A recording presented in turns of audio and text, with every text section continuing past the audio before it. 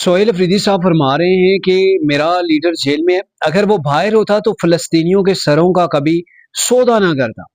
तो सोहेल अफरीदी साहब के लिए अर्ज़ है और ये पूरी कौम ने भी देखा है कि अभी जब फ़लस्तीनियों के ऊपर मज़ालिम ढाए जा रहे थे, तो पूरी कौम ने एक ही मुतालबा किया कि इमरान खान एक बार, सिर्फ़ एक बार जो है वो इज़राइल के इन मज़ालिम की मज़म्मत कर लें।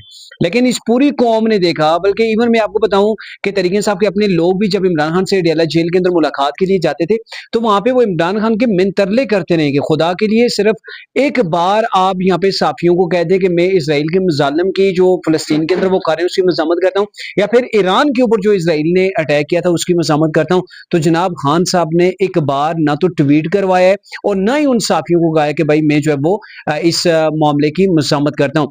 तो आज सोहेल अफरीदी साहब ये कह रहे हैं कि मतलब वही बात हुई ना मज़हबी टच देने वाली।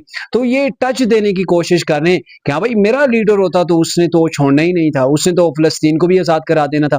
और इस दुनिया ने भी देखा कि इमरान खान साहब के होते हुए जब वो प्राइम मिनिस्टर ऑफ पाकिस्तान थे और वो खुशी से ये कह के पाकिस्तान उन एयरपोर्ट के ऊपर जब उन्होंने लैंड किया था अमेरिका से वापसी के ऊपर, तो कहा था कि मैंने जो है वो आज लग रहा है कि मैंने दोबारा वर्ल्ड कप जीत लिया है।